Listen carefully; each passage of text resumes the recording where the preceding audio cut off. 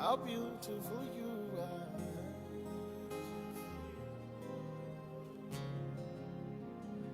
Oh, Jesus,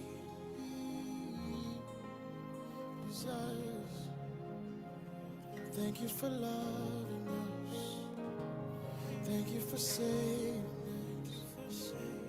Thank you for loving us.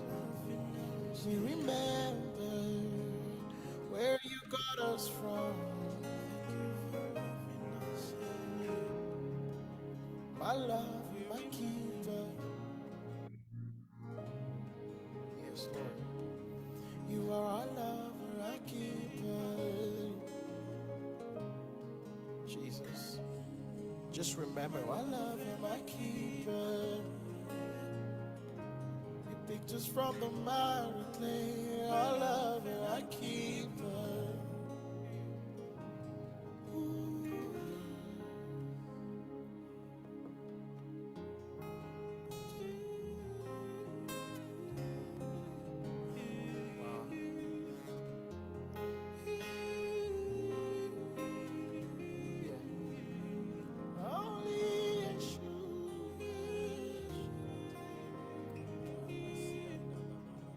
You reign forever. Holy Yeshua.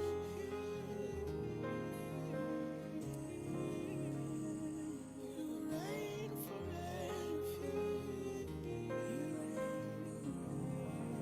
Our lover, our keeper.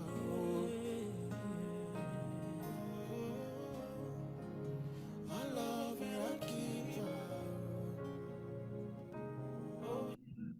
Yeah. Lover, our keeper.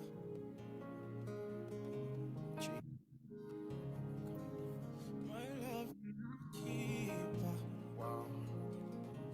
Sovereign my love and a keeper.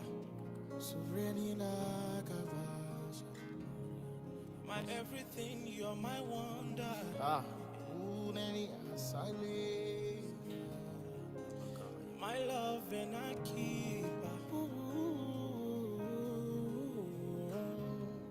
My everything, you're my wonder.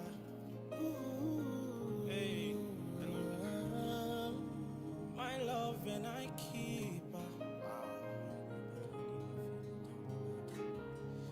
My everything, you're my wonder. Jesus, yes, Jesus, Jesus, Jesus. Oh my God, oh my Father, hallowed be to your name. Oh my God, oh my Father, hallowed be my love and my Father.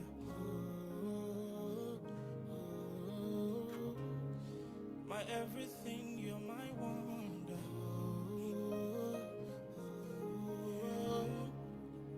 My love and my Father. My everything, you're my wonder.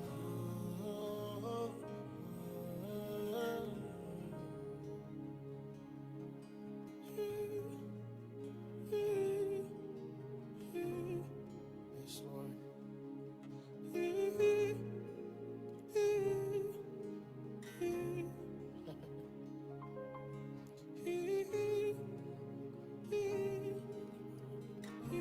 When you lack words.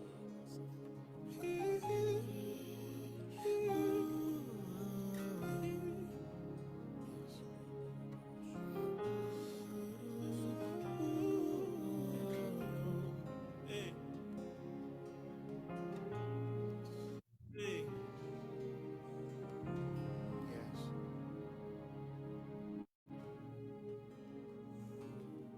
Hey. Our lover, our helper. That's it. That's it. You're beautiful to us. Hey. The object of our affection. We've come to pour our love on you, on you.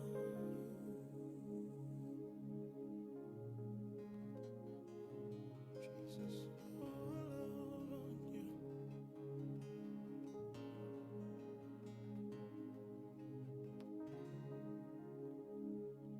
Pour our love on you. Yes, Lord. Pour my love on you forever. Pour my love on you forever. Pour my love on you forever. Take all the glory in all of this, Lord.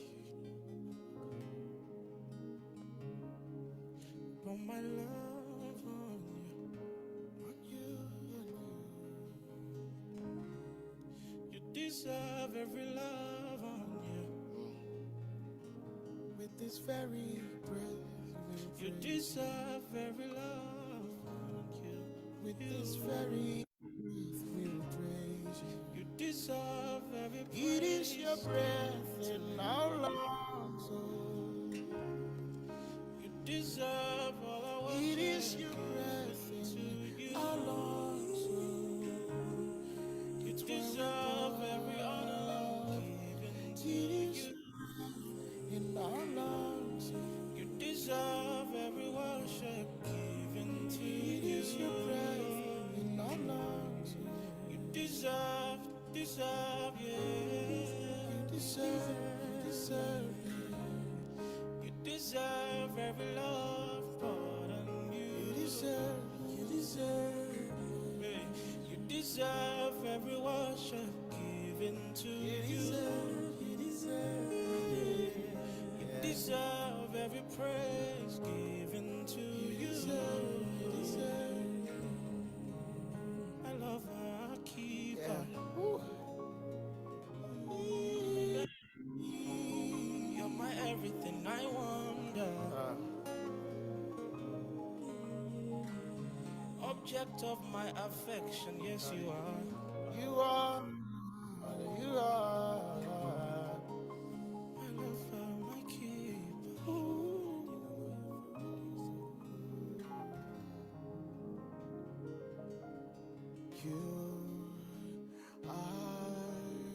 good. Hallelujah. You are good.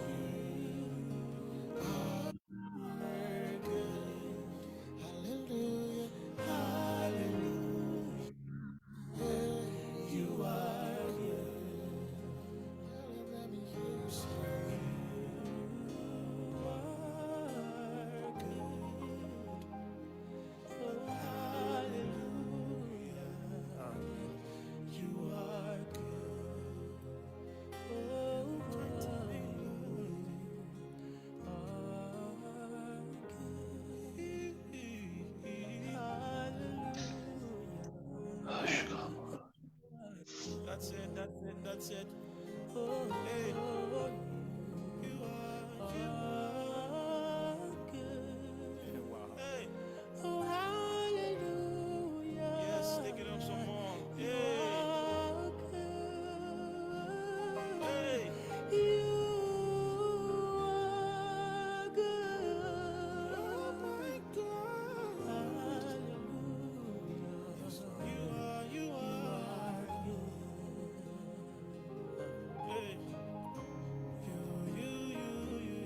Shalom, shalom à tous.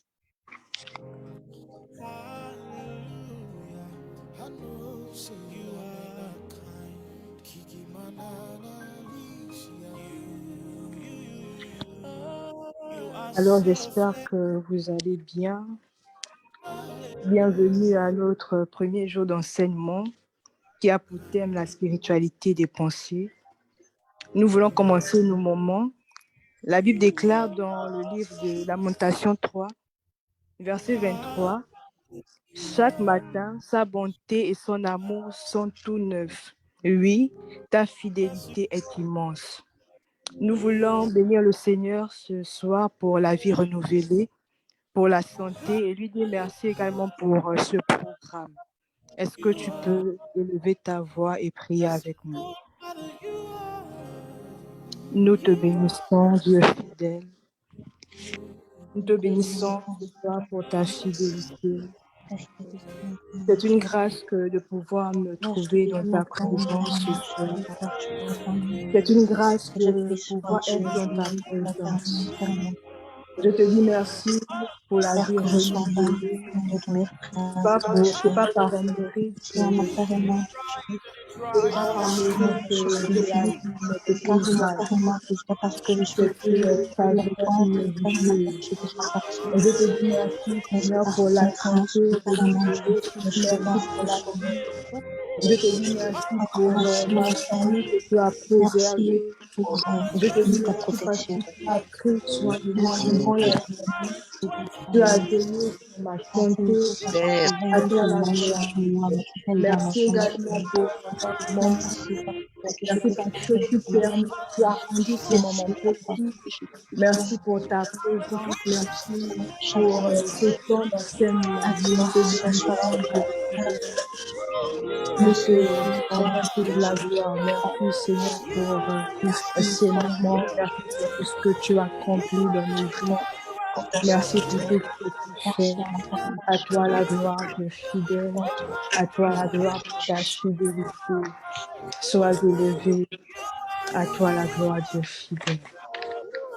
À toi la gloire.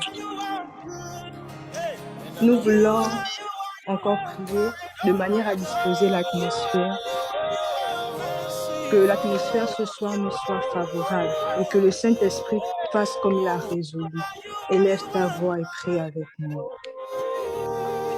Saint-Esprit, merci de faire comme tu as résolu ce soir. Merci de pleinement t'élever ce soir. Que l'atmosphère nous soit favorable ce soir dans le nom de Jésus. Ce soir, Saint-Esprit, nous avons besoin que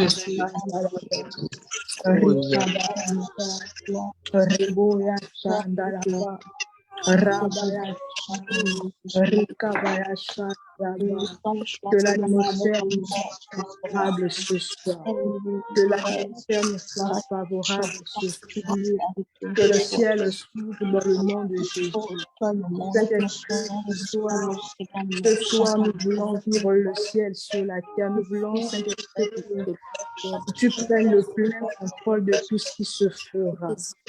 Rabaya Shandalaba, Rikabaya Rabaya Shandalaba, Rikabaya Shandalaba, Reboya Rababa, Rabaya Rabaya Ria Shandalaba, Rakabaya Ribaya Shandalaba. Merci de prendre le contrôle de ces moments. Saint-Esprit, merci de pleinement t'élever au milieu de nous ce soir. Merci de pleinement t'élever au milieu de nous ce soir. Merci Saint-Esprit de faire comme tu as résolu. Au nom de Jésus de Nazareth, que l'atmosphère nous soit favorable ce soir. Que l'atmosphère nous soit favorable ce soir. Que le ciel soit ouvert. Au nom de Jésus, je prie que les anges montent et descendent dans ces lieux dans le nom de Jésus-Christ de Nazareth. Nous refusons, Saint-Esprit, de passer ces moments sans toi. Nous refusons, Saint-Esprit, de passer ces moments sans toi. Nous avons avons besoin de toi. Nous avons besoin de toi. Prends le contrôle de ces moments. Dirige-nous ce soir. Rakabaya Shandalaba. Ribayasha. Reboyasha Ndalaba. Rakabaya Shandalaba. Rabayasha. Ribayasha Ndalaba. Rabayasha. Merci de te lever. Merci de te lever ce soir, Saint-Esprit. Merci de prendre le contrôle de ces moments. Merci de pleinement te lever. Nous avons besoin de toi. Nous attendons à toi.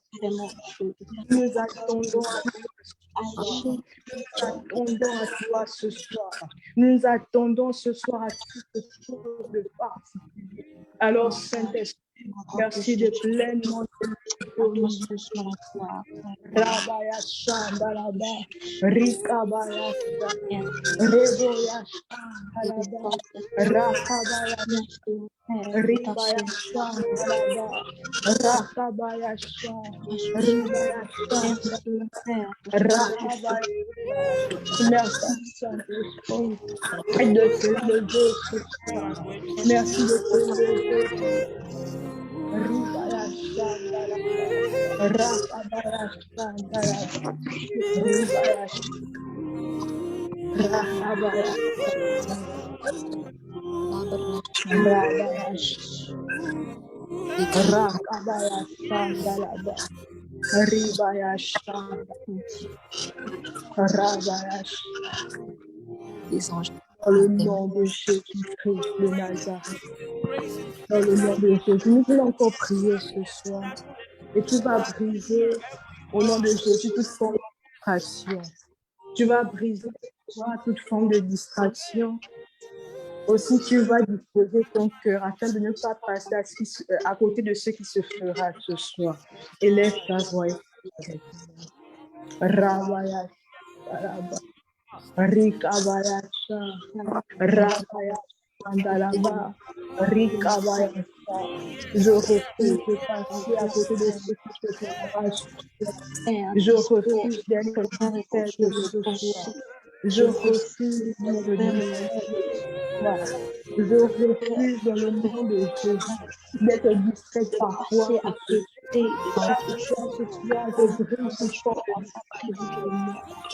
brise toute forme de distraction. Au nom de Jésus.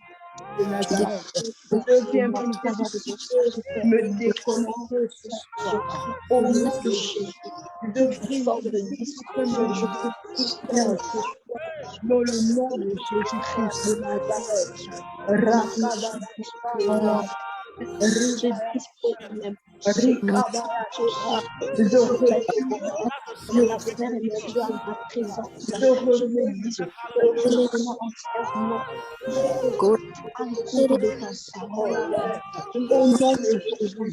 refuse d'être dans ta présence et mes pensées éloignées de toi. Je refuse d'être dans ta présence et être distrait parfois que ce soit. Au nom de Jésus, je dispose mon cœur ce soir à ce qui se fera. Je dispose mon cœur ce soir. Au nom de Jésus, je dispose mes pensées. Je refuse à ce qui se fera ce soir. Rakabaya Shandalaba, Ribaya Rabaya Rabaya. Au nom de Jésus. Ribaya Shandalaba, Rabaya Rakabaya Shandalaba, Ribaya Rabaya Rabaya Shandalaba.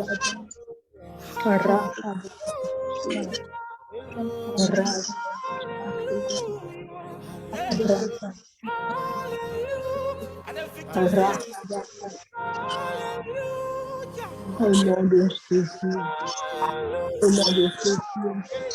nous te bénissons pour ta fidélité, Saint-Esprit. Merci pour ce que tu as résolu de faire ce soir. Merci pour ta présence. Nous croyons que tu es là, tu es présent. Merci pour ta parole qui sera libérée ce soir. Merci parce que ta parole, au nom de Jésus, guérit une vie.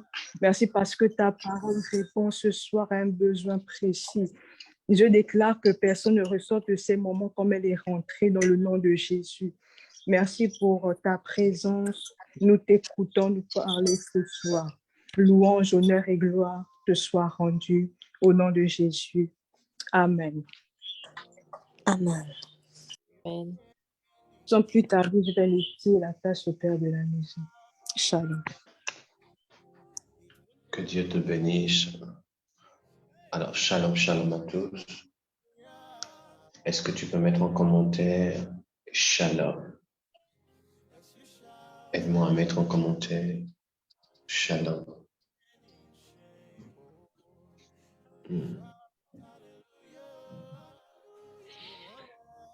Lady Blido. Shout hallelujah, hallelujah. It would end in shame. As you shout hallelujah, it would end in shame. Dieu des esprits des prophètes, ce soir, ITS se réunit devant toi.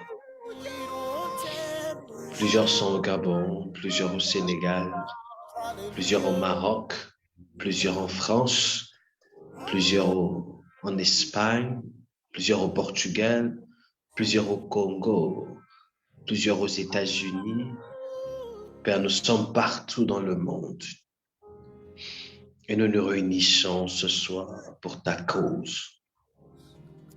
Tu es celui-là qui appelle, et quand tu appelles, tu ne choisis pas les qualifiés, mais tu qualifies ce que tu appelles. Tu qualifies ce que tu appelles. Tu n'appelles pas des hommes parfaits, mais tu rends parfait ce que tu appelles. Et je crois que ce soir, nous tous ici, tu as décidé de nous parfaire. Précieux Saint-Esprit, montre-nous encore ce soir que tu es l'alpha, oméga. Il est écrit dans ma Bible que tu es le chemin, la vérité et la vie. Il est écrit que vous connaîtrez la vérité vous affranchira. Il est écrit que vous ne connaissez ni la parole ni la puissance de Dieu. Fais-nous grâce de rencontrer maintenant ta parole. Fais-nous grâce de toucher du doigt à ta puissance. Fais-nous grâce. Que nous puissions expérimenter individuellement, chacun pour sa part, la tangibilité de ta présence manifeste, quels que soient les divers sens géographiques dans lesquels nous nous situons, mais que chacun expérimente ta présence. Celui qui parle n'est pas un homme parfait, mais c'est un homme rendu qui tend vers la perfection par ta puissance et par ton aide. Je prie que tu me donnes de composer avec l'esprit de la connaissance, afin qu'au sortir de ces moments, les vies soient transformées, challengées, impactées. Je t'en supplie, Père. Ainsi j'ai prié. Amen. Est-ce qu'un esprit peut me donner Amen. un amen? Donne-moi un amen. Ok. Alors, est-ce que quelqu'un est content d'être là? Welcome. On va faire un exercice dont on a l'habitude de faire. Tu vas prendre le lien, le partager. S'il y a des gens sur Facebook, de là où vous êtes, vous pouvez simplement prendre le lien, inviter un maximum de personnes. Inviter un maximum de personnes. Si vous connaissez des personnes qui sont en France, aux États-Unis, quelle que soit leur position, au Gabon, en Bigou, au Sénégal, à Thiès-Hambourg, à Fati, prenez le lien, envoyez-le leur et dites-leur que vous êtes l'invité particulier de ce soir. Nous vous invitons à un programme particulier intitulé La spiritualité des pensées. Je ne sais pas si, comme moi, vous avez hâte d'entendre Dieu nous parler ce soir. Je ne sais pas s'il y a des gens qui ont hâte d'entendre Dieu nous parler ce soir. Je sens mon esprit disposé pour la prière. Alors, je me présente pour ceux qui ne me connaissent pas. Je suis le prophète Azaf Amen, leader du ministère ITS, Impact Transformation Surnaturelle. Et si vous êtes une nouvelle personne ici, que Dieu vous bénisse. Je peux vous assurer que vous avez frappé à la bonne porte. Faites comme chez vous. Asseyez-vous et suivez le moule de la maison. Mais avant le tréfonds de mon propos, je nous invite tous à prendre un cahier, à prendre sa Bible. C'est d'une urgence capitale. Et en nos cahiers et en nos Bibles, si tu as ton cahier, si tu as ta Bible, tu me dis, avance prophète, et je commence à parler. Si tu as ton cahier et si tu as ta Bible, tu me dis, avance prophète. C'est la base. On ne vient pas écouter un parleur, mais on vient à l'école. Donc là, nous sommes à l'école du Saint-Esprit, afin d'apprendre et de découvrir beaucoup de choses. Donc c'est important que nous puissions avoir des bonnes manières qui visent à avoir des stylos, des cahiers et de prendre note.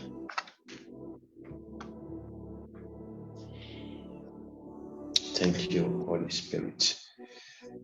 Alors, nous sommes en 2023 et nous avons commencé l'année avec Janvier en prière. Une année qui a commencé particulièrement avec un thème particulier, une fougue dans la prière.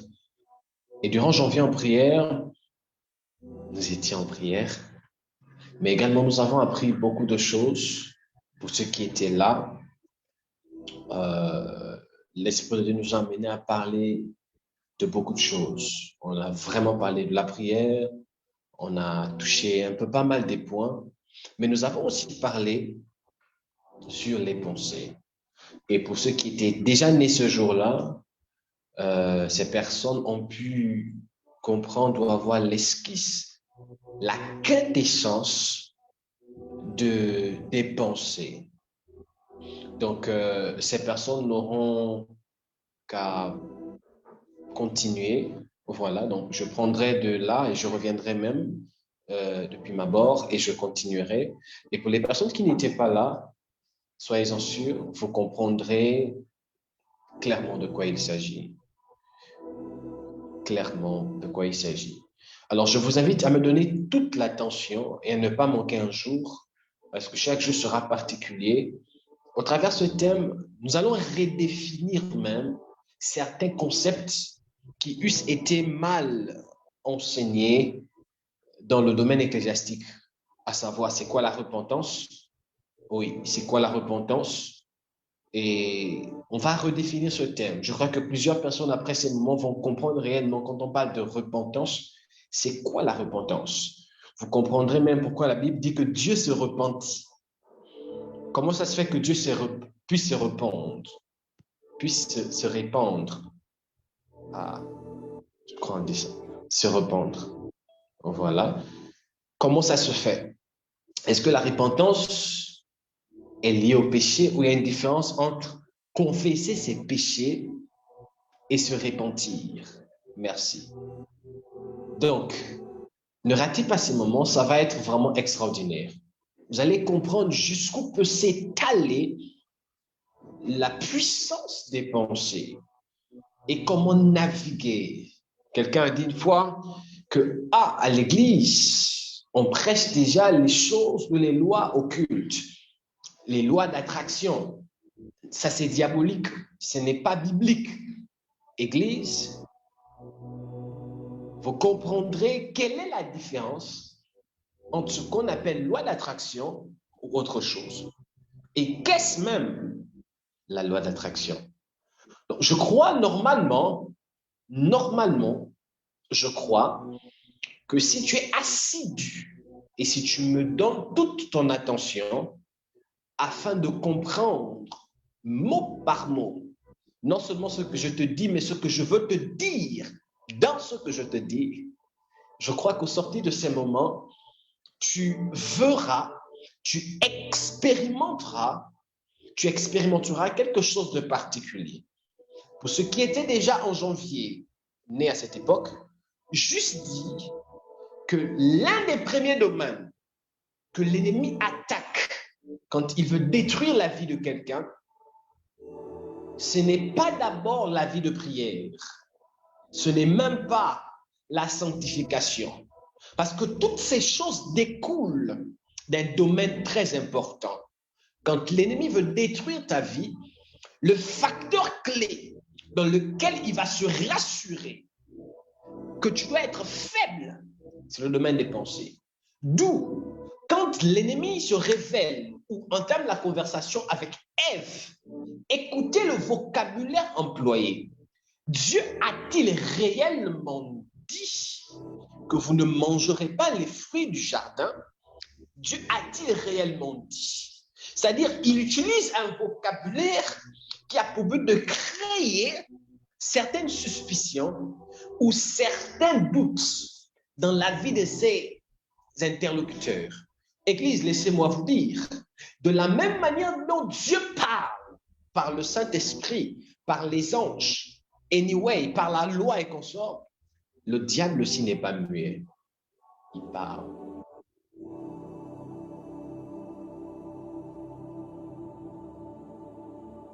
Dis à quelqu'un, le diable parle. Dis-le lui.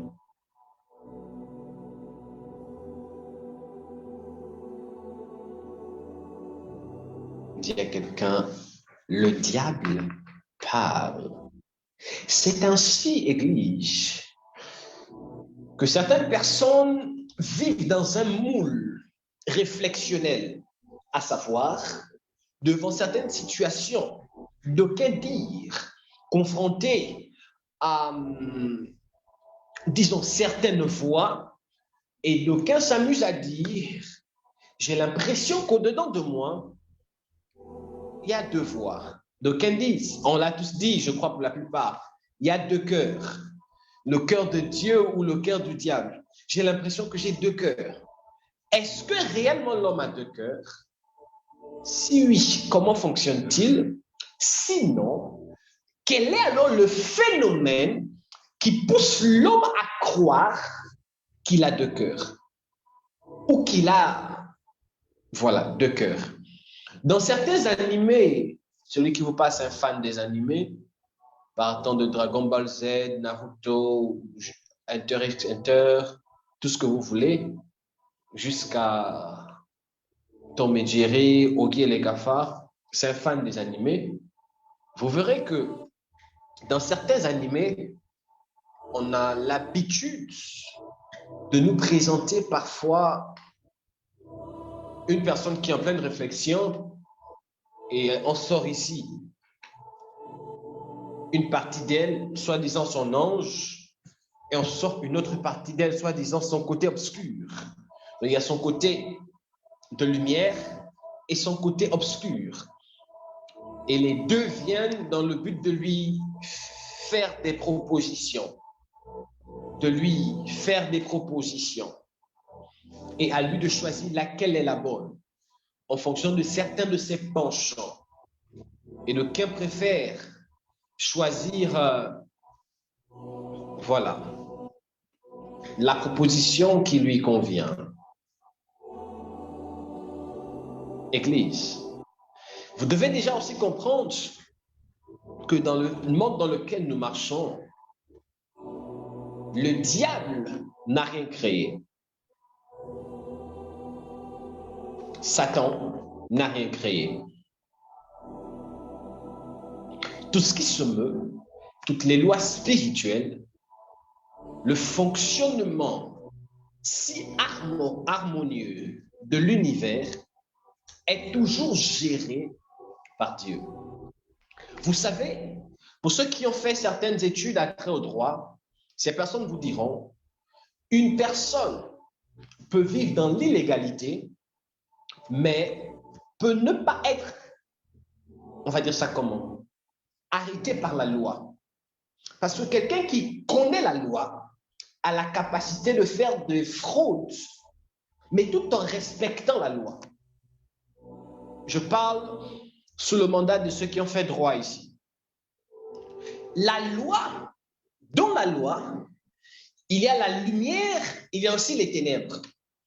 Et une personne qui sait maîtriser la loi peut arriver à marcher sur certaines, c'est-à-dire à jongler sur certains articles, certaines clés de la loi. Aux yeux des hommes, on pourra voir qu'elle est poursuivable, mais la loi elle-même ne saura pas ou ne pourra pas avoir, on va dire ça comment, les éléments clés pour l'arrêter à l'instant. Pourquoi? Parce qu'elle sait naviguer sur la loi. Je vous conseille à cela pour les fans des séries. Il y a ce qu'on appelle, il y a 2 séries que j'aime bien, que on m'a fait suivre par les membres de ma famille. Une série qui parle Suite.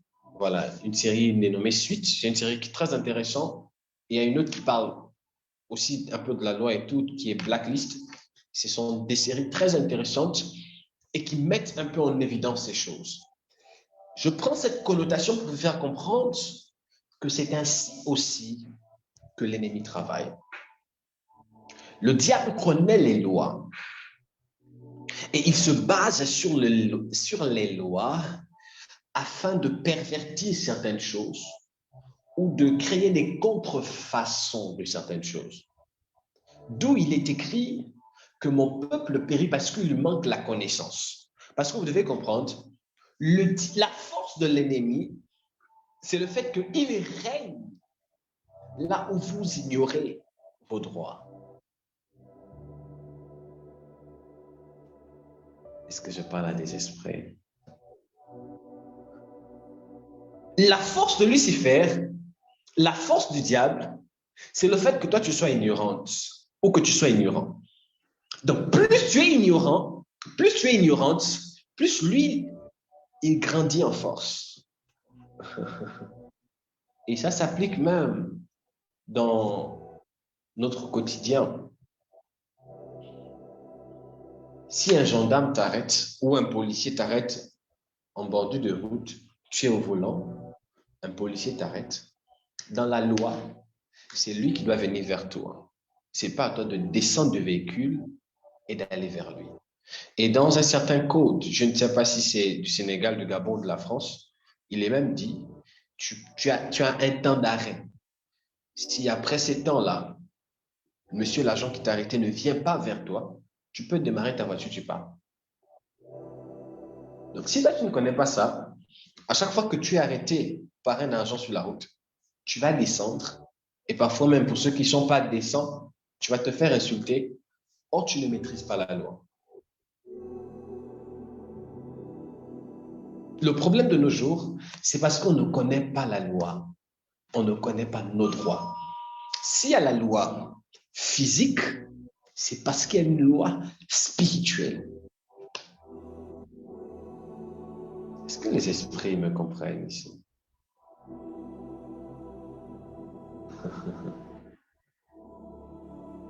Est-ce que les esprits me comprennent? Si on parle de loi physique, c'est parce qu'il y a une loi spirituelle. Je ne suis qu'en train de mettre une base. Ainsi, vous devez comprendre que Dieu a établi des lois avec Moïse parce que ces lois existent déjà au ciel.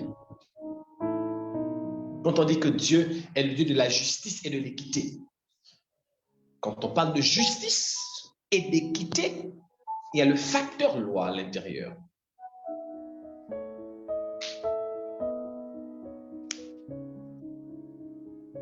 Qui m'a dit Amen?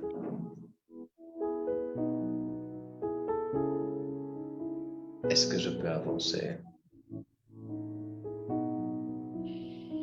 C'est ainsi que Dieu m'a inspiré cette thématique particulière, à savoir la spiritualité des pensées. La spiritualité des pensées. Aide-moi à dire à ton voisin ou à quelqu'un en commentaire, la spiritualité des pensées. Les pensées ont une spiritualité. Que dis-je? Les pensées sont spirituelles. Les pensées... Ah, j'ai un souci avec ma langue, hein? Désolé. Les pensées sont spirituelles. La spiritualité des pensées. Les pensées sont spirituelles. Et il serait quasiment impossible de parler des pensées sans pour autant faire une connotation avec l'esprit de l'homme. Je ne vous parle pas de l'esprit de Dieu. Je vous parle de l'esprit de l'homme. Vous me comprendrez en profondeur dans le tréfonds de mon propos. Alors écoutez-moi bien. Après analyse faite, je me suis rendu compte que le domaine des pensées a toujours été un domaine de la vie de l'homme qui a été, permettez-moi, mal compris. C'est ainsi qu'on a diabolisé, voire mal enseigné la notion des pensées. Donc, voir aujourd'hui un homme de Dieu, un prophète, ou que sais-je, quelqu'un qui est dans l'Église, qui enseigne les chrétiens sur la notion des pensées, certains seront perplexes en disant « enseignez la Bible » ou en disant « ce que vous enseignez n'est pas biblique ». Or, ces personnes oublient que même la Bible fait allusion aux pensées. Souvenez-vous que quand nous lisons les livres de la Torah, Genèse, Exode, Lévitique, Deutéronome, Nombre, qui eussent été écrits par Moïse, quand nous les lisons, là-bas, Dieu a instauré une réglementation sur la base des actions. C'est ainsi que dans l'Ancienne Alliance, on n'était pas sauvé par la foi, mais on était sauvé par les actes. La foi était là, mais en sous-marin. La foi n'était pas prépondérante. Dans l'Ancien Testament, on parle de la justification sur la base des actions. C'est ainsi que Dieu avait établi un mode opératoire. Il fallait, au début de chaque année, au début de chaque nouvelle lune, il y avait tout le temps des sacrifices d'expiation des péchés qui devaient être offerts par famille. Et ces actions avaient pour but d'ôter le péché. Écoutez-moi très bien, on va quelque part. Est-ce que ça va jusqu'ici?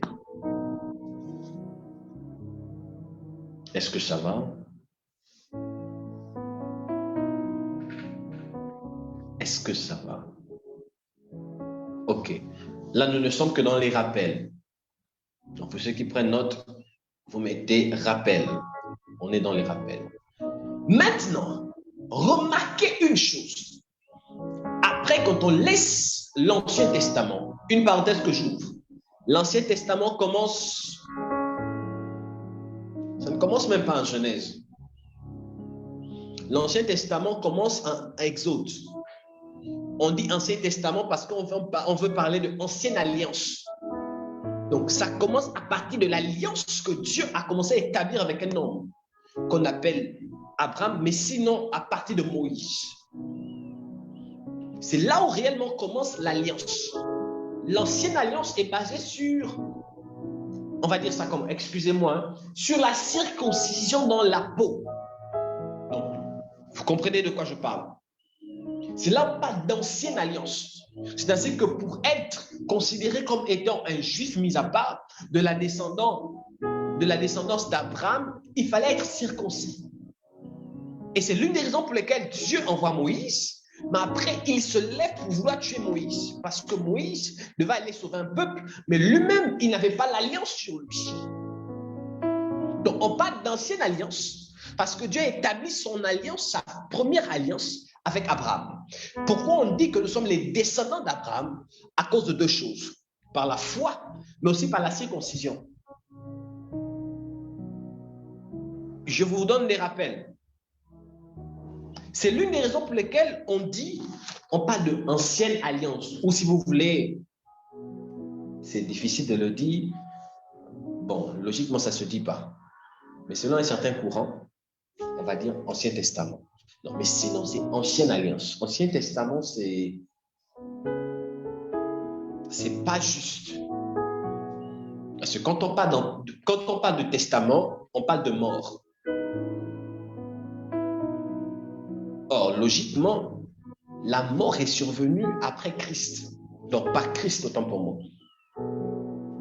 Le mot employé qui est juste, c'est Ancienne Alliance. C'est juste des rappels.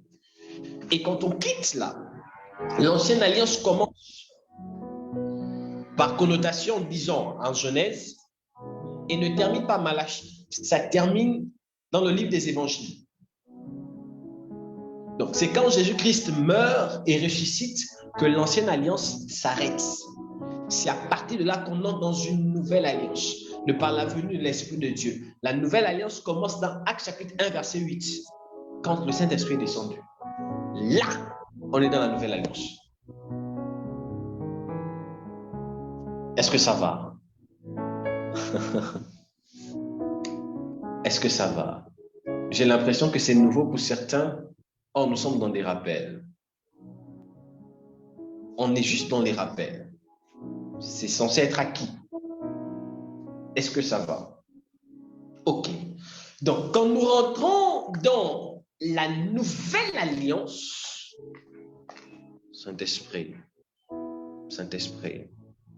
merci Saint-Esprit. Alors, quand nous rentrons dans la nouvelle alliance, ici, vous allez vous rendre compte que le fonctionnement est différent. Dans l'ancienne alliance, il fallait poser des actions.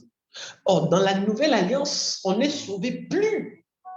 Non plus, je crois on dit ça ici, plus à cause de nos actions, mais à cause de la foi.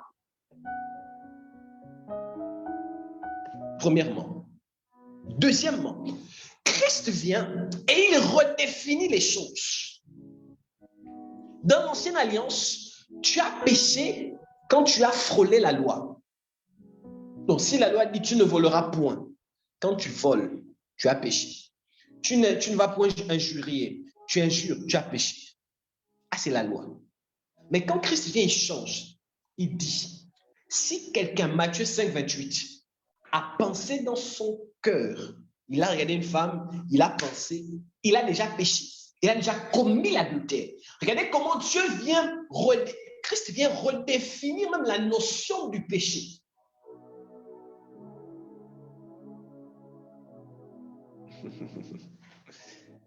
Ah. Est-ce que ça va? Ok, si ça va, on peut activer nos micros et puis on va faire ça. J'ai besoin de sentir que vous êtes avec moi. Activons les micros et on fait ça. Béatrice a dit la tête est lourde. Oh my God. Faisons ça. Ok. Ça me permet de sentir que vous êtes avec moi. Même si la tête est lourde, il faut la soutenir afin de ne pas tomber.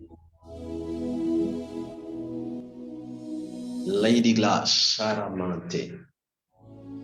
On dirait que ce que j'ai dit est nouveau pour certaines personnes. Je vais y insister. Si vous avez compris ça, c'est déjà très intéressant. La différence déjà s'établit à ce niveau. Si on vous pose la question de savoir quelle est la différence entre l'Ancien Testament et le Nouveau Testament, et vous êtes DTS, il ne faut pas aller raconter n'importe quoi. Premièrement, le premier Adam est une âme vivifiante, le deuxième Adam est un esprit vivifiant. Première différence. Deuxième différence, dans l'Ancienne Alliance, la circoncision, c'était sur le corps. Dans la deuxième alliance, la circoncision, c'est le cœur. Troisièmement, dans l'ancienne alliance, pour être sauvé, il fallait poser des actions. Dans la nouvelle alliance, on est sauvé par la foi. Différence entre l'ancienne alliance et la nouvelle alliance. Je vous aide. Il faut déjà comprendre ça. Là, il faut comprendre ça. Ça fait partie des bases qui nous permettent de grandir spirituellement. Donc, si déjà là, tu tâtonnes, là, on est au CP1 comme ça, du CP1. Là, on est au niveau CP1 comme ça. Ah, c'est éconime. Donc, tu dois déjà connaître ces choses. Et ça doit être acquis. Donc, si je t'ai dit ça et c'est nouveau, comprends déjà que là, tu as un niveau éconime. Tu dois vite faire pour... Tu as intérêt à te rattraper rapidement. Alors, quand Christ vient, Jésus redéfinit même la notion du péché. Ainsi, ne pêche pas seulement celui qui a posé des actions, mais le péché tire son origine, non pas des actions, mais de l'intention. Ainsi, j'ouvre une parenthèse that I will close right now, que je vais fermer maintenant. La différence entre le péché et l'iniquité, quelle est une différence? Y a-t-il une différence, oui ou non? Oui. Plusieurs, parfois, on lit dans la Bible, on dit que le péché ou que l'iniquité ne repose point à ta porte. Dans la Bible, parfois, on parle d'iniquité, on parle de péché. À la base, vous devez comprendre que le péché est un esprit. Et ça, je l'ai déjà enseigné ici. Le péché, ce n'est pas d'abord l'action que tu poses. Mais le péché, c'est l'esprit qui te pousse à poser une action. Le péché, d'abord, est un esprit avant d'être une action. Maintenant, une personne qui pêche ou une personne pécheresse, c'est une personne qui vit sous l'impulsion de l'esprit du péché. Donc, quelqu'un qui a péché, c'est une personne qui a succombé à un esprit. Et l'esprit du péché va te tenter et va te pousser à poser des actions contraires à la loi. Donc, le péché est un acte que l'on commet par un esprit. Or, l'iniquité, c'est autre chose. Là-bas, c'est comme si tu es possédé par l'esprit du péché et tu vis dans ça, tu t'y plais dans ça. Je vous emmène. Est-ce que le réseau est bon ici? Le péché, c'est un acte, une action que l'on pose, poussé par un esprit ou influencé par un esprit. Bien évidemment, qui n'est pas de la volonté de Dieu. Or, l'iniquité, c'est comme si cet esprit-là vient te posséder. Celui qui pêche a encore les remords. Celui qui vit dans l'iniquité n'a plus de remords. Celui qui pêche parfois se sent encore mal. Ah, j'ai péché. La Bible dit c'est pas bon. Ah, Seigneur, purifie-moi. Ah, je suis bizarre.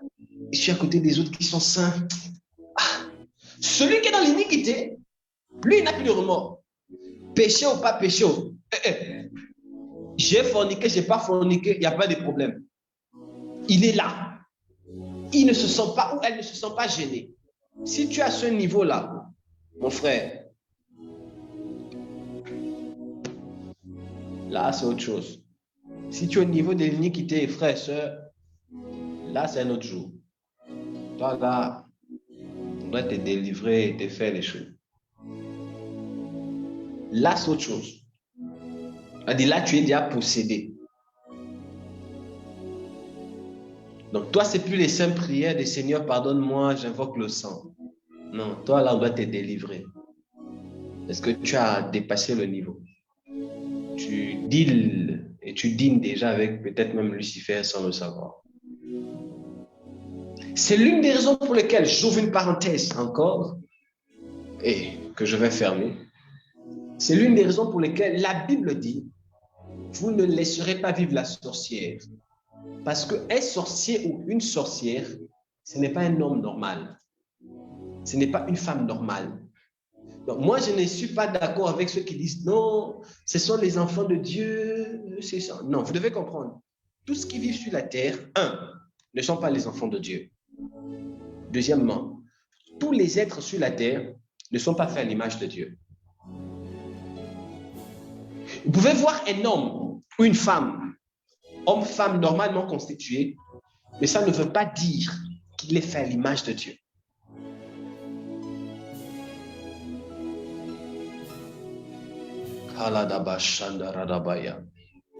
Je peux pousser ici.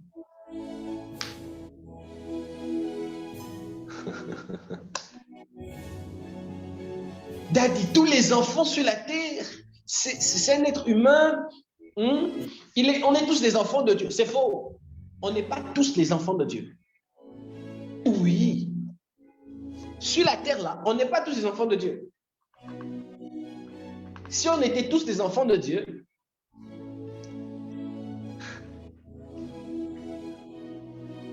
si on était tous les enfants de Dieu, Jésus n'allait pas donner une parabole en disant « Laissez le blé et livrez pousser ensemble. Le jour de la récolte, nous ferons la différence. » Il y a d'aucuns qui ressemblent à des enfants de Dieu, mais la sémence est différente. Une personne faite à l'image et à la ressemblance de Dieu, c'est une personne qui est normalement constituée sur le plan chromosomique, scientifiquement parlant. Et mon message, Saint-Esprit, doucement. Mon message. Saint-Esprit, doucement, là où tu m'amènes.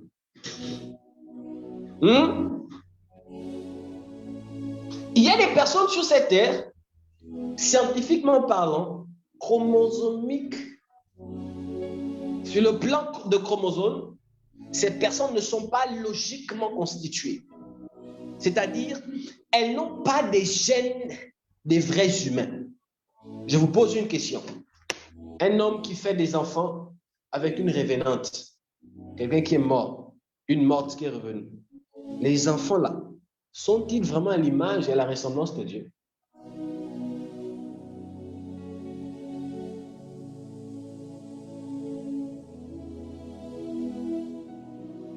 Zoé a dit non. Justement. Quelqu'un qui dort, elle fait le rêve qu'elle a eu des rapports sexuels la nuit avec un mari de nuit. Donc, quand elle se réveille, elle est enceinte. Elle n'a pas connu d'homme physique. Elle accouche un bébé, humainement parlant. Le bébé là, il est à l'image de Dieu.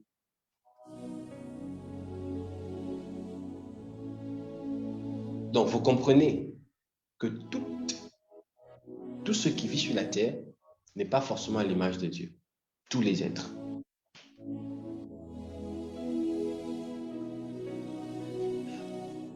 Je vais choquer les gens ici.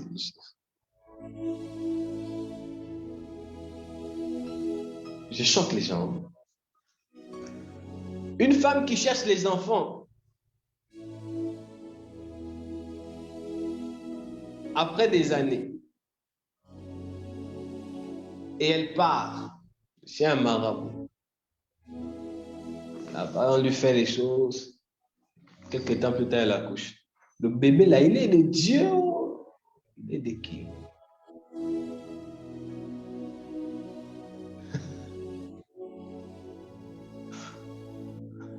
Là, il y a les gens, peut-être là, il y a les gens qui sont allés chercher les enfants chez les marabouts là-dedans. Là, il y a des gens qui paniquent déjà ici.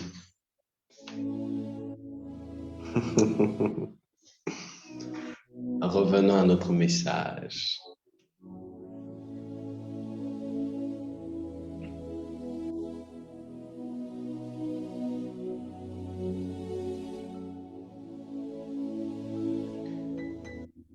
C'est dans cette connotation que Dieu m'a inspiré le thème sur la spiritualité des pensées. Je me bats à y rentrer. Donc, comprendre les pensées, c'est vraiment important. C'est vraiment capital pour le chrétien. Aujourd'hui, nous sommes juste à l'introduction. Demain, on va monter. Tu ne peux pas vouloir aller loin avec Dieu, grandir, réussir, si tu ne comprends pas le monde ou le fonctionnement des pensées. Pour ceux qui ont fait les longues études, ils vous diront, un certain savant a dit, or l'homme est un être pensant. L'homme est un roseau pensant. Celui qui l'a dit, c'est un certain philosophe qui s'appelle Pascal. Pascal a dit, l'homme est un roseau, autrement un être pensant. Il n'y a aucun homme sur la terre qui vit sans penser. C'est possible de ne pas rêver. C'est possible. J'ai dormi, prophète, je ne sais pas si j'ai rêvé. Non, je ne crois pas. Mais vivre sans penser, c'est autre chose. Si vous connaissez un homme qui vit et qui ne pense pas, soyez-en sûrs, je peux mettre ma main au feu. Il est déjà mort depuis. C'est juste qu'on joue avec son corps. Il est mort depuis. On joue juste avec son corps. Tout être humain, logiquement constitué, pense. Première chose. Donc, cela revient à dire que la pensée est l'une des aptitudes qui régit le monde de l'homme, sans laquelle l'homme ne peut vivre. Alors, il est du devoir des hommes de comprendre au mieux le monde ou la spiritualité des pensées, ou le monde des pensées. C'est important. Dis à quelqu'un, c'est important.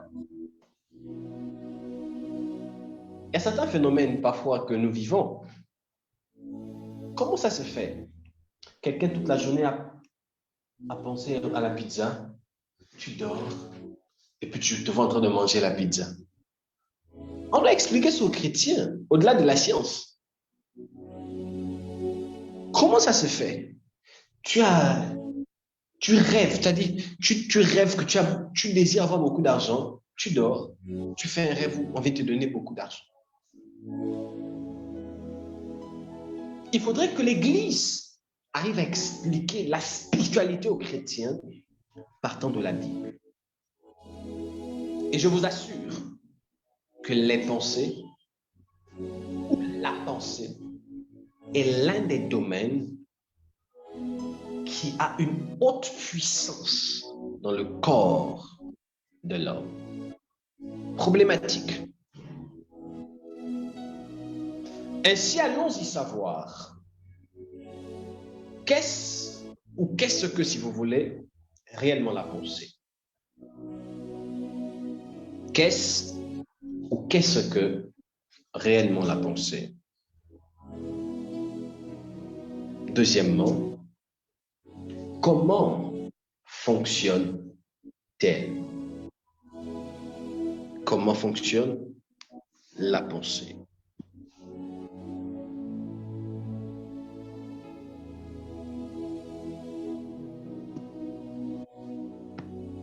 Troisièmement, quel est son pouvoir? Tout ce que je dirai durant ce programme s'articulera autour de ces trois choses. Je ne pourrais peut-être parler en ordre, d'où je vous prie de mieux me comprendre afin de ne pas rater les détails ou les choses qui sont très importantes. Qu'est-ce que la pensée?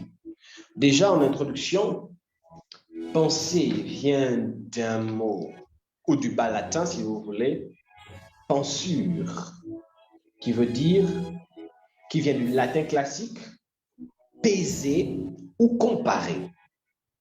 Penser, en fait, vient d'un mot latin qui est pensure, qui veut dire peser ou comparer. Dans la logique humaine des hommes. Bon. Ne soyez pas religieux, hein? C'est vrai que je n'ai pas encore lu des textes bibliques et tout. Pardon, soyez calme.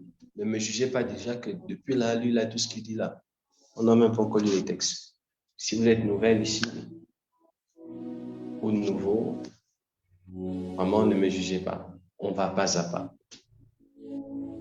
Donc, penser vient du latin pensure, qui veut dire peser ou comparer. Donc, celui qui pense fait deux choses. Il pèse ou il compare. Selon, en fait, le TLFI, c'est quoi? C'est le Trésor de la langue française informatisée. Trésor de la langue française informatisée. TLFI. Ils ont défini, en fait, la pensée comme ensemble des facultés psychologiques, tant affectives qu'intellectuelles. Donc, la pensée peut être définie aussi comme étant l'ensemble des facultés psychologiques, tant affectives qu'intellectuelles, premièrement. Première définition. Je reprends pour ceux qui prennent note. La pensée peut se définir comme étant l'ensemble des facultés psychologiques, tant affectives qu'intellectuelles. L'ensemble des facultés psychologiques, tant affectives qu'intellectuelles. Ça, c'est dans un contexte. En philosophie, plus précisément dans ce qu'on appelle le sophiste, parce que pour ceux qui ont fait les longues études, dans la philo, il y a ce qu'on appelle le sophiste, il y a le tête, quelque chose comme ça, il y a le politique et il y a le philosophe. Donc, il y a quatre, on va dire ça, quatre piliers, en fait, qui font partie de la philosophie, qui ont pour but, ou du moins qui sont comme des groupes pensants, constitués ou dirigés par Platon. Donc, c'est lui qui a été ou qui est à la tête de ça. Et en philo, précisément dans le sophiste, Platon donne une autre définition de ce qu'on appelle la pensée. Ainsi, il définit la pensée comme étant discours intérieur que l'âme tient en silence avec elle-même. Est-ce qu'il y a des gens qui ont fait philo ici? Philosophie.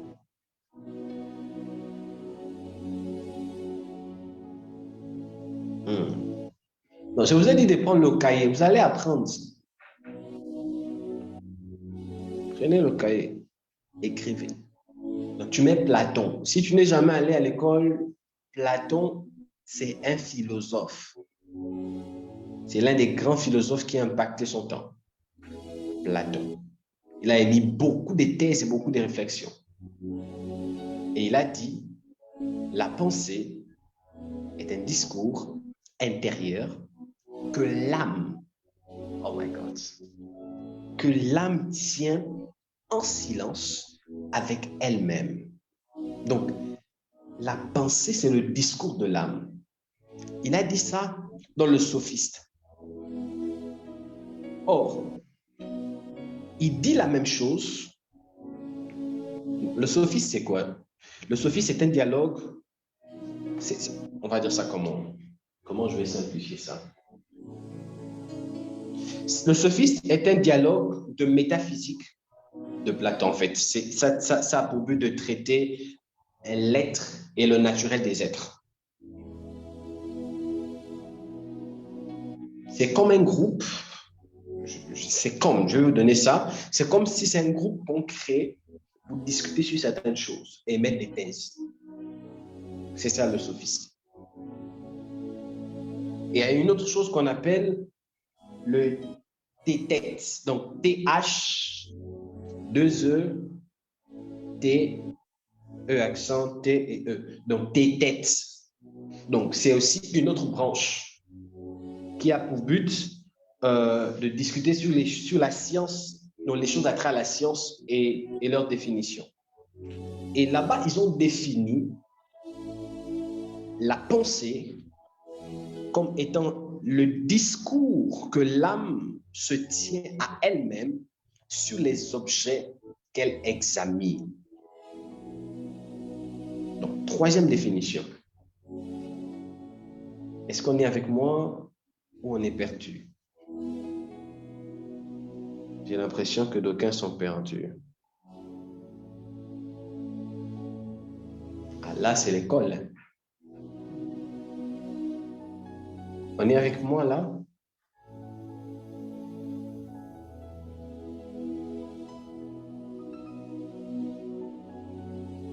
Ok.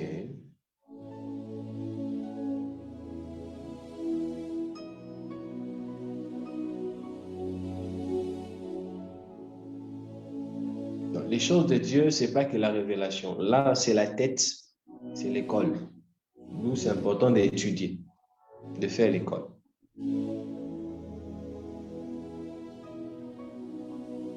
Donc, ici, la pensée est caractérisée par la réflexivité. C'est la conclusion émise des deux hypothèses ou des deux définitions de Platon. Dans le contexte scientifique, comment on définit la pensée dans la science? La science, quant à elle, nous dit la pensée peut être définie comme étant l'ensemble des processus par lesquels l'être humain, au contact de la réalité matérielle et sociale, élabore des concepts, les relie entre eux et acquiert de nouvelles connaissances. Ça, c'est long. Je vais réitérer.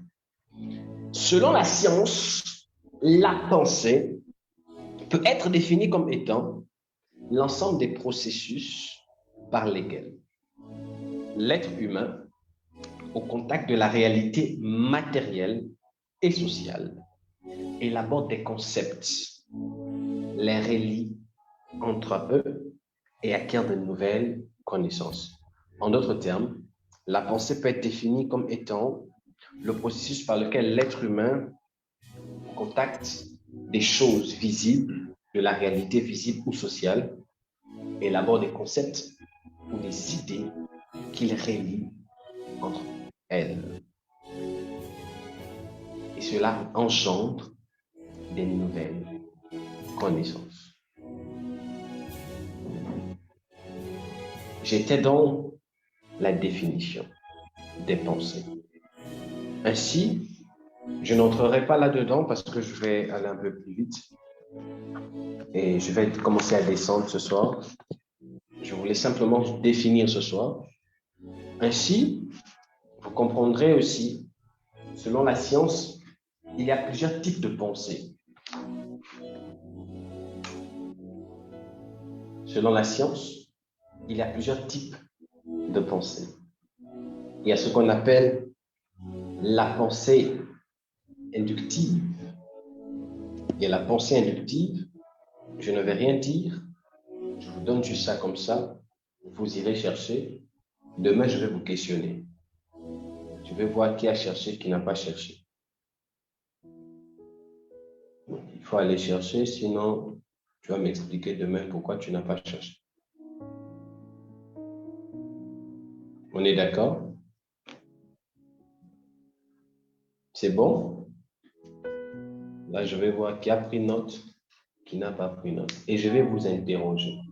Donc déjà, demain, si tu ne te connectes pas, quand tu te connectes, je t'interroge. Donc même Babette, je vais t'interroger demain. J'espère que tu ne dors pas même. Il faut aller chercher. Il y a plusieurs types de pensées. Il y a la pensée inductive. C'est quoi la pensée inductive? Allez-y chercher. Il y a la pensée déductive. C'est quoi la pensée déductive? Allez-y chercher. Il y a la pensée créatrice. C'est quoi la pensée créatrice? Allez-y chercher.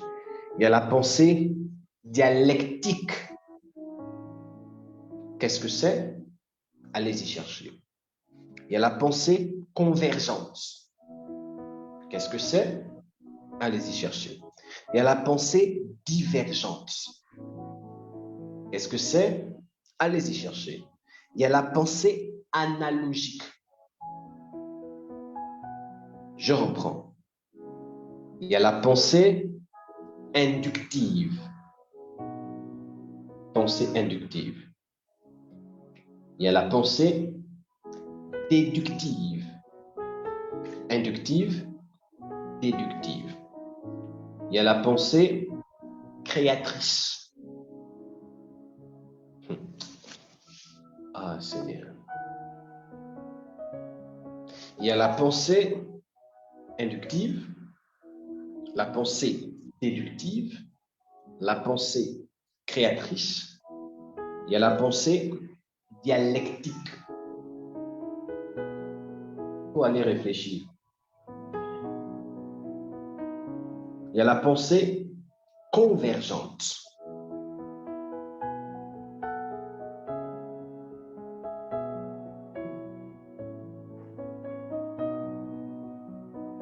Il y a la pensée divergente.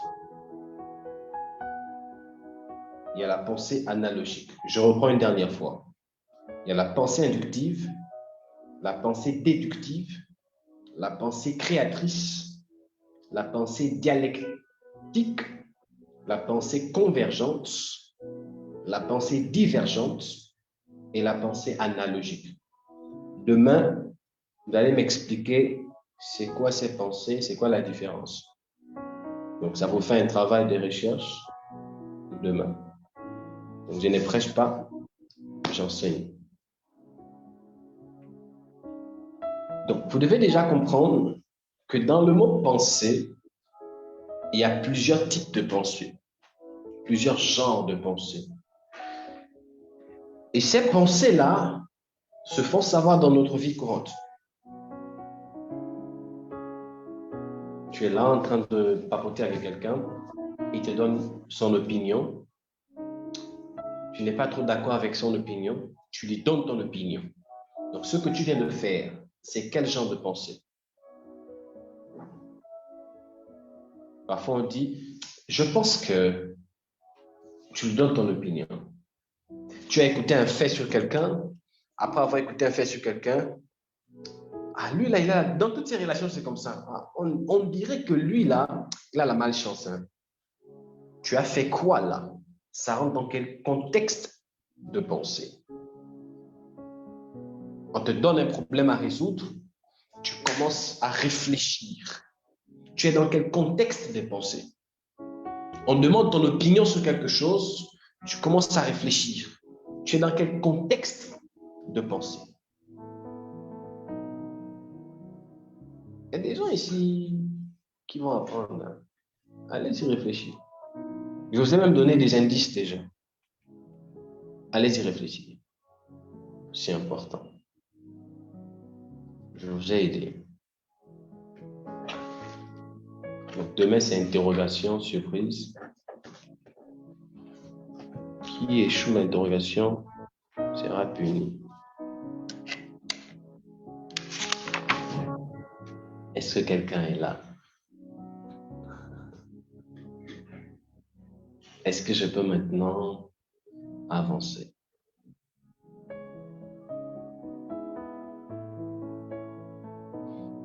Alors, tout ce que j'étais en train de donner là n'était que des bases. Je n'ai fait que définir et dire certaines choses qui sont très importantes. Parce que Dieu, on ne le comprend pas seulement avec l'esprit. On peut le comprendre aussi avec la tête. La Bible dit, la nature ne vous enseigne-t-elle pas? Il y a des choses sur la terre qu'on peut prendre pour comprendre. D'où ce ne sont pas ceux qui ont raté leur vie qui servent Dieu. On a aussi un peu de la chuchote dans la tête. C'est important d'avoir de la connaissance. C'est vraiment important. J'aimerais maintenant ici dire une chose, après m'arrêter par là pour ce soir. Proverbe chapitre 12. Si on peut lire Proverbe 12. pour commencer.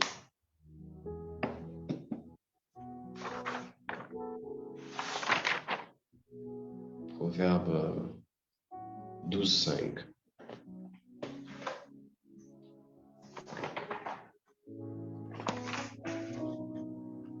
Proverbe 12, verset 5. Verset 5.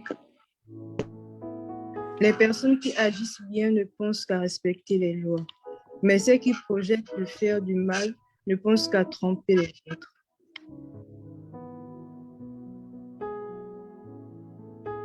Reprends un peu. Verset 5. Les personnes qui agissent bien ne pensent qu'à respecter les lois, mais celles qui projettent de faire du mal ne pensent qu'à tromper les autres. Ok. J'ai toujours besoin de 2 versions. Cyrielle. J'ai besoin de toujours... Il faut avoir plusieurs versions, c'est important. Proverbe Pour la 12, compréhension. on m'entend? Vas-y.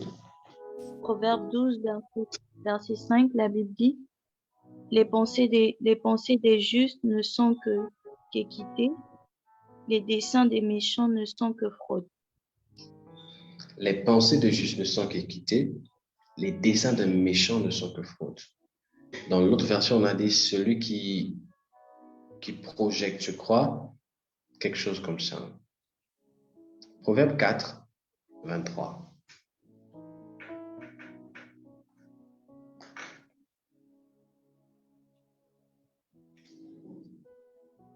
Proverbe 4, 23. La Bible dit, garde ton cœur plus que toute autre chose, car de lui viennent les sources de la vie. Garde ton cœur plus que toute autre chose, car de lui viennent les sources de la vie. Cécilia, dans ta version, on dit quoi? Proverbe 4, verset 23. Par-dessus tout, surveille ton cœur, car il est la source de la vie. Par-dessus tout, surveille ton cœur, car il est la source de la vie. Okay. Matthieu 5, 28. On va revenir sur ce texte dans quelques instants. Matthieu 5, 28.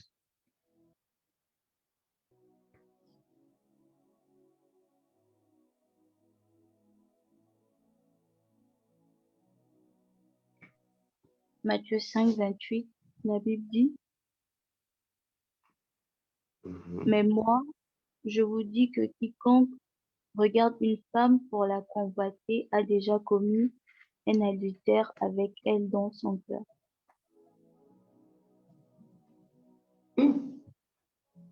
Une autre version? Verset 28. Mais moi, je vous dis, celui qui regarde la femme d'un autre avec envie, celui-là, dans son cœur, a déjà couché avec cette femme. Celui qui regarde la femme d'un autre avec envie, il a déjà couché avec elle. On ne dit pas, ah, Jésus, c'est terrible. Jésus ne dit pas, il a péché. Non, Jésus dit, il a couché avec elle. Donc, les deux ont déjà péché. C'est lui qui... Oh my God. C'est lui qui pense, mais lui-même n'a pas péché. Non, il a déjà couché avec elle.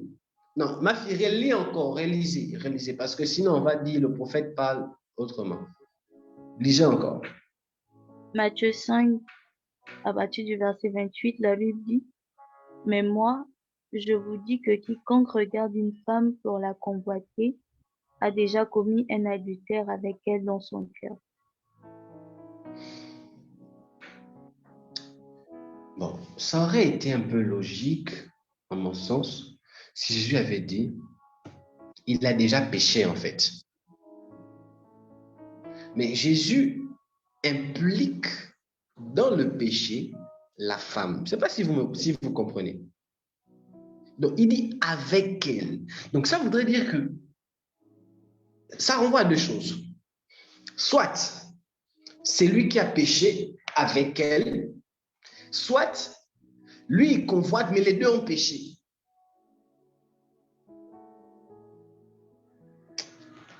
Est-ce que vous me suivez ici? Donc ça veut dire, lui dans son esprit, il convoite la femme d'autrui. Et il entraîne la femme d'autrui dans un péché que même elle ne connaît pas.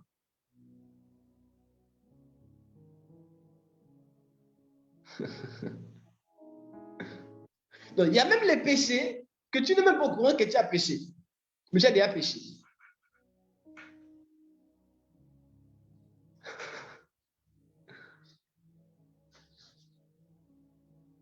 Ok. Proverbe 23, verset 7. Les deux versions.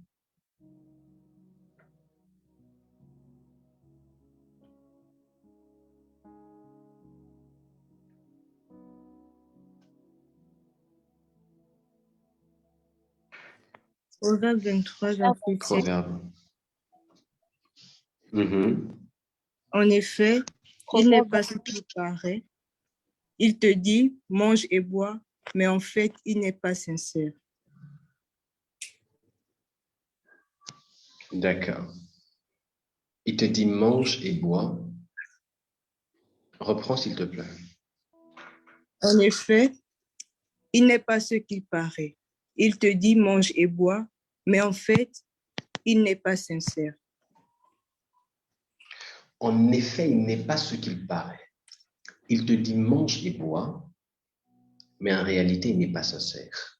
Dans ta version, on dit quoi, Cyrielle?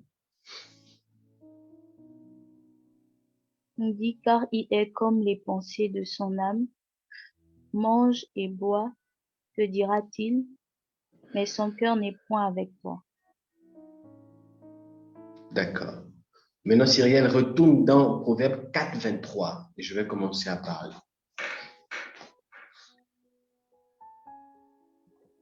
Proverbe 4, 23, la Bible dit, garde ton cœur plus que toute autre chose, car de lui viennent les sources de la vie. Déjà, première chose, plusieurs personnes pensent que dans ce texte, quand on dit garde ton cœur, ces personnes pensent qu'on parle du cœur qui bat ici et qui pompe le corps du sang. Non. Quand on parle de cœur ici, le mot hébreu qui est employé, c'est leb. L-E-B, leb.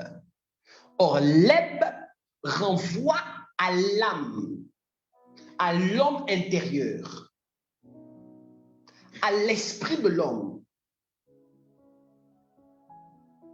à la personnalité intérieure de l'homme. Oh my God. L'eb ici ne renvoie pas au cœur. L'eb ici renvoie à l'être. Ouf. Comment? Est-ce que je peux dire ça ce soir? Est-ce qu'ils sont prêts? Alors, je ne sais pas si vous êtes là, si vous êtes prêts ou bien si vous êtes fatigués. Écoutez, la Bible dit, garde ton cœur plus que toute autre chose, car c'est d'elle ou c'est de lui, je crois, que viennent les sources de la vie. À un moment donné, asseyons-nous et réfléchissons comme des êtres illuminés. La Bible ne dit pas que c'est le Christ. La Bible dit que c'est de ton cœur que viennent les sources de la vie. À un moment donné, vous ne trouvez pas que c'est bizarre?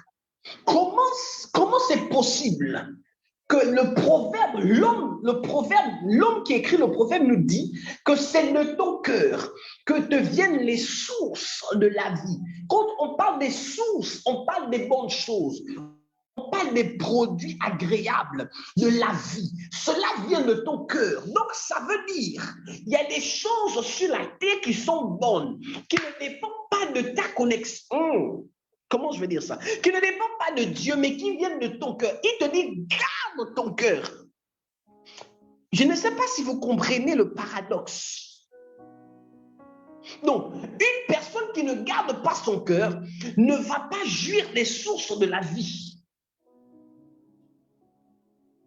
Donc, la jouissance des choses de la vie sur la terre revient de celui, ou du moins découle de la garde qu'on établit sur notre cœur.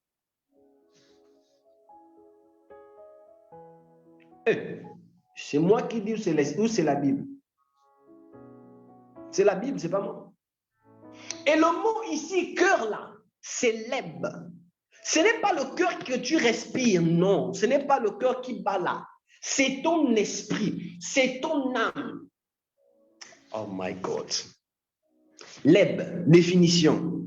On dit l'homme intérieur, on dit esprit, on dit volonté, compréhension, partie interne, le milieu, cœur, âme, esprit, connaissance, pensée, réflexion, mémoire, inclination, résolution, détermination, de la volonté, conscience, cœur, le caractère moral, le siège des appétits, le siège des émotions et des passions. Cœur. Or, quelle est la partie dans l'homme qui a toutes ces choses? C'est l'âme. Or, n'oubliez pas que l'âme de l'homme a deux parties. Il y a le côté visible et le côté invisible. Le côté visible, c'est le sang. Et le côté invisible, c'est le côté immatériel, qui est l'esprit de l'homme.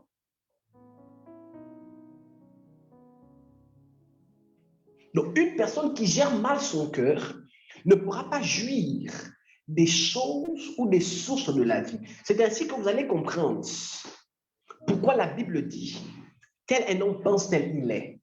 Parce qu'une personne méchante, comment je vais dire ça?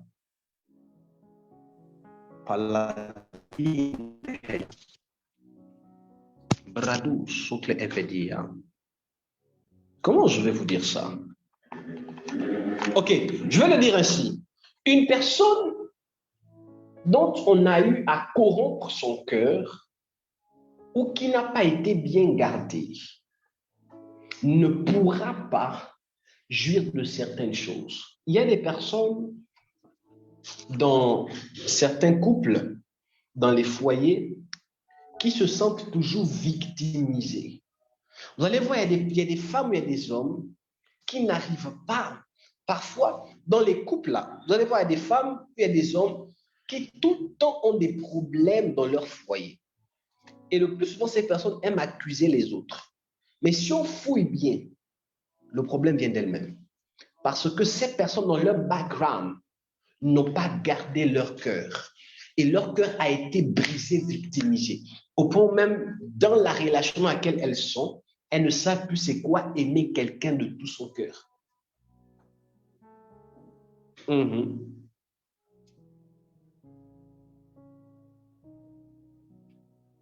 y a des personnes tellement dans leur passé, elles ont été blessées, ça a affecté leur capacité d'aimer. Elles ne savent plus c'est quoi réellement aimer quelqu'un de tout son cœur. C'est quoi se donner pour quelqu'un. On dit garde ton cœur.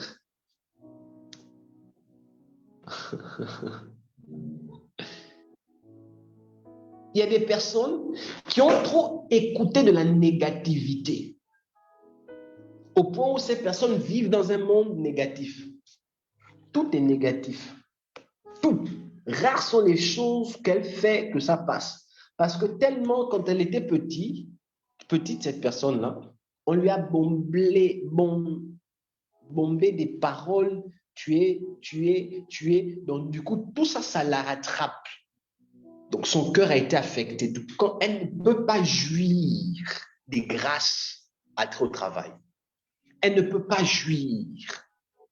On dit garde ton cœur. C'est trop puissant. Donc, comprenez ici. Donc, il y a des bénédictions et des choses qu'on n'arrive pas à voir, pas que Dieu ne veut pas, mais c'est juste que le cœur qui est la porte aux sources de la vie sur la terre a été fermé par les épreuves par lesquelles nous sommes passés, par les choses par lesquelles nous sommes passés dans le background, et ça nous empêche à nous de rentrer en possession de ce sur quoi ou ce pourquoi nous devons entrer. Et on passe à côté. Et après, on prie, Père, et pourtant j'ai jeûne. Tu jeûnes, c'est vrai. Mais en fait, là, tu ne dois plus jeûner seulement. Il faudrait que tu règles le problème de ton cœur, donc ton âme. C'est là où on rentre aussi dans ce qu'on appelle les blessures d'âme. les blessures de l'âme. Écoutez-moi bien, Église. Je suis à la fin, je n'ai pas envie de m'étendre. Demain, vraiment, je vais parler. L'âme de l'homme, ou si vous voulez, l'esprit de l'homme, a la capacité de lui donner des bonnes choses sur cette terre. L'esprit de l'homme. Quelqu'un a dit, je crois si c'est Socrate ou je ne sais pas qui, je crois que ça doit être Socrate. Il a dit, connais-toi toi-même, tu connaîtras les lois de l'univers. Quand on dit, connais-toi toi-même, on parle de qui? Quand on dit, garde ton cœur plus que toute autre chose, qui garde le cœur? À qui parle-t-on ici? Garde ton cœur, qui garde ton cœur? Qui garde le cœur? C'est l'être spirituel de l'homme qui garde le cœur. Le cœur est une porte. Oh, je suis dans mon message des jours suivants.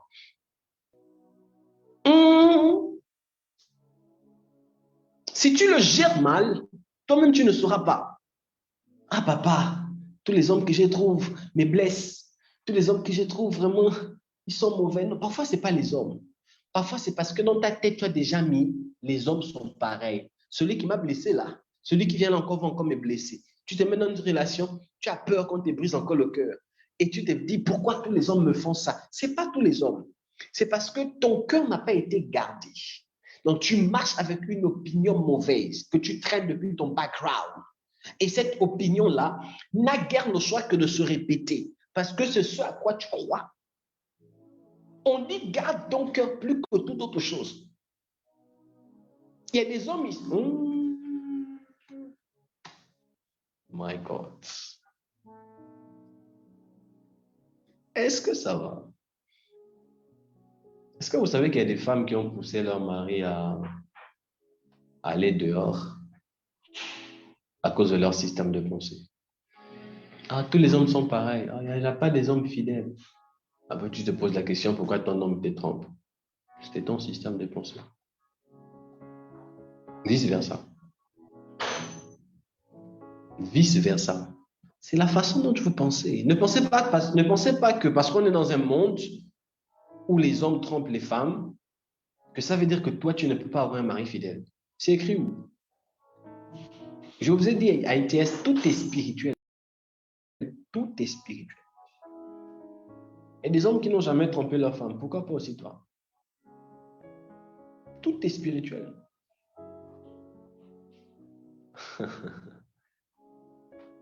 On retient ici que là, on ne parle pas de Dieu. Hein. Tu as dit, là, ce sont les choses qui dépendent de toi. Garde ton cœur. C'est à toi Dieu parle. Il te dit, garde ton cœur. Ce n'est pas Dieu. Donc, quand tu gardes ton cœur, à un moment donné, tu l'arroses. C'est comme une fleur. Quand tu l'arroses, tu vérifies qu'elle est bien dans la terre. Elle germe, elle germe. Et quand la saison arrive, elle s'éclot. Elle devient très belle. Le cœur est une terre qui fait en sorte que quand la parole arrive, elle déclenche un miracle. Si tu donnes ça à n'importe qui pour planter de n'importe quoi, ce sera compliqué. C'est ce qui fait que d'aucuns écoutent trop des enseignements, leur vie ne marche pas parce que d'aucuns ont leurs problèmes, ont d'abord des problèmes de cœur, d'âme. On doit régler vos problèmes là. Et les blessures que tu as déterminent la façon dont tu penses. Je prie que Dieu, le Dieu d'ITS, guérisse les blessures de ton âme. Tu as été blessé par un homme, que Dieu te guérisse. Tu as été blessé par un homme de Dieu, que Dieu te guérisse. Tu as été blessé par une amie, tu as du mal à avoir confiance, que Dieu te guérisse. Tu as eu des problèmes difficiles dans ton background, que le Dieu d'ITS te guérisse au nom de Jésus. Il faudrait que tu comprennes ça. Je dois guérir. Je dois guérir. Alors, déclare avec moi, Père, à partir de maintenant, je garde mon cœur au nom de Jésus. Est-ce qu'on peut déclarer ça ici? Père, à partir de maintenant, aide-moi à garder mon cœur. Dis-le. Dis-le encore. Père, à partir de maintenant, aide-moi à garder mon cœur.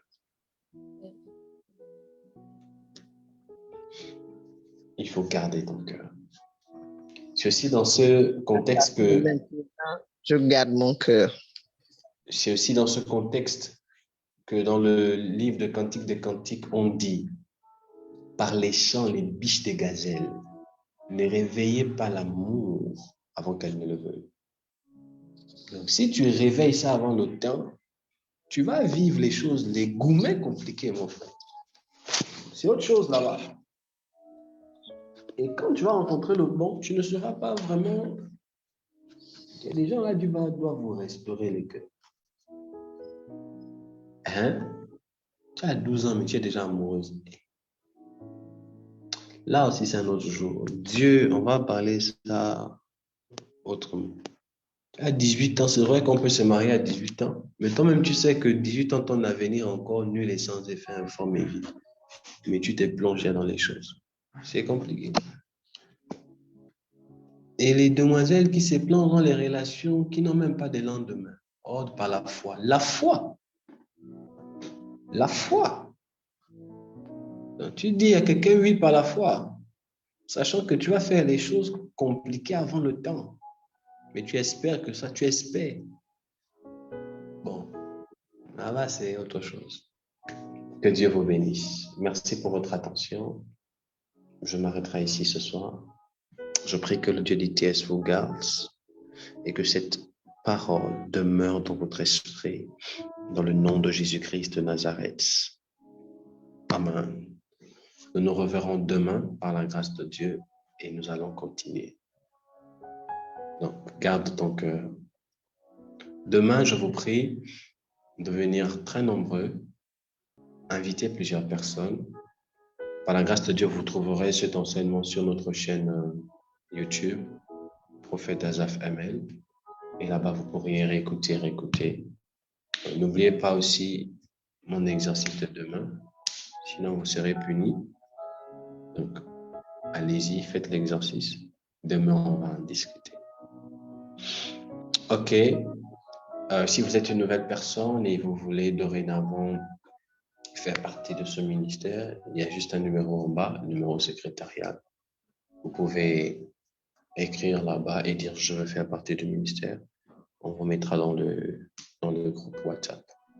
Aussi, si vous avez vos offrandes, priez de les attraper en main ou de lever votre main. Je vais prier. Si vous êtes au Gabon, vous avez Airtel Monnaie.